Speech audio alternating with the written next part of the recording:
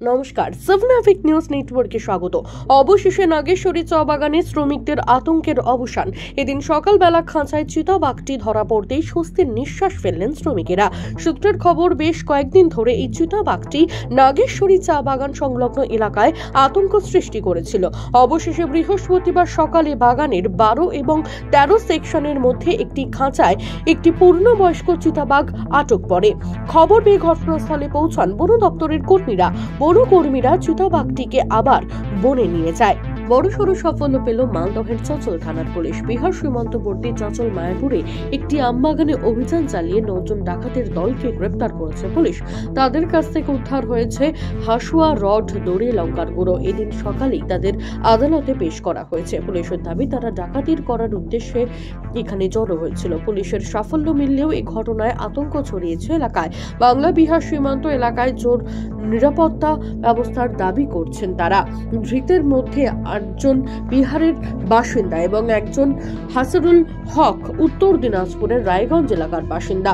উত্তর দিনাজপুর এলাকায় ডাকাতি করার ছক কষেছিল বলে পুলিশের অনুমান। 2 বাংলাদেশিকে ভারতে ঢোকানোর অভিযোগে বিএসএফ এর হাতে গ্রেপ্তার বিএসএফ কর্মী।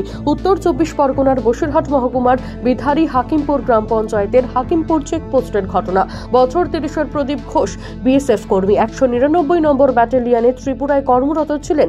12 দিন আগে ছুটিতে বাড়িতে এসেছিলেন। সেই সুযোগে সীমান্ত সুরক্ষার প্রভাব খাটিয়ে 2 বাংলাদেশিকে যশোর থেকে স্কুটারে চাপিয়ে স্বরূপনগরের দিকে আসার সময় হাকিমপুর চেকপোস্টে 112 নম্বর ব্যাটালিয়নের সীমান্তরক্ষী বাহিনীদের সন্দেহ হওয়ায় তাকে জিজ্ঞাসাবাদ করতেই কথায় অসংলগ্নতা ধরা পড়ায় বিএসএফ কর্মী সহ 2 বাংলাদেশিকে আটক করে সীমান্তরক্ষী বাহিনী জওয়ানেরা।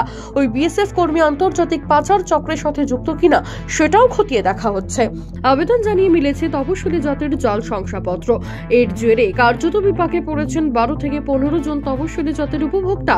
বিষয়টি প্রকাশ্যে আসতেই চাঞ্চল্য ছড়িয়ে পড়ে মালদা চাঁচল 2 নম্বর ব্লকের কাপাসিয়া এলাকায়। প্রসঙ্গত, কাপাসিয়া এলাকার প্রায় 12 থেকে 15 জন ছাত্রছাত্রী 2019 সালে তপশিলি জাতের শংসাপত্রে আবেদন করলেও অবশেষে 2020 সালে তা হাতে পান। অভিযোগ, স্কুল পড়ুয়ারা সেই শংসাপত্র দিয়ে স্কলারশিপের জন্য আবেদন করলেও ব্লকের পক্ষ থেকে জানানো হচ্ছে যে সেই শংসাপত্র অবৈধ। বিডিওর কাছে লিখিত অভিযোগ দায়ের করলেও এখনো মেলেনি কোনো সুরাহা। প্রশ্ন হচ্ছে, সরকারি আধিকারিকদের সই করা শংসাপত্র কিভাবে জাল হলো? তবে কি এখানেও কোনো চক্র রয়েছে?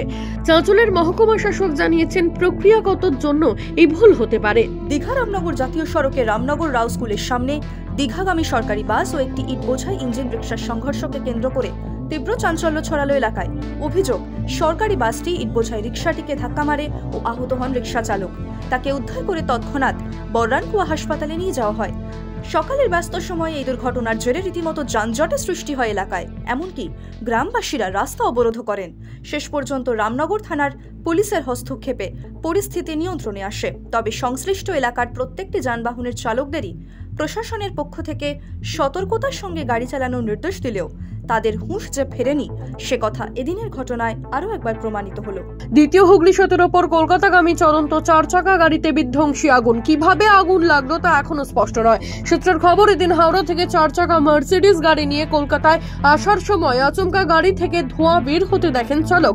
পরিস্থিতি বেগতিক বুঝে গাড়িটি কোনো ক্রমে দাঁড় করিয়ে গাড়িতে থাকা আরোহীদের নামিয়ে চালক বেরিয়ে যাওয়ার পরেই মুহূর্তের মধ্যে আগুন ধরে যায়। খবর পেয়ে প্রশাসনিক আধিকারিকেরা ঘটনাস্থলে পৌঁছে 2টি লেনের যান চলাচল বন্ধ করে দেন।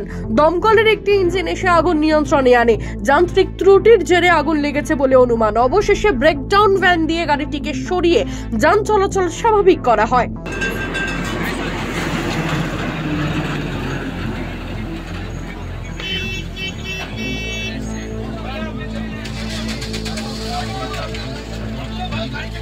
রাজু ঝা, সাবনাভিক নিউজ, হাওড়া। জয় হিন্দ।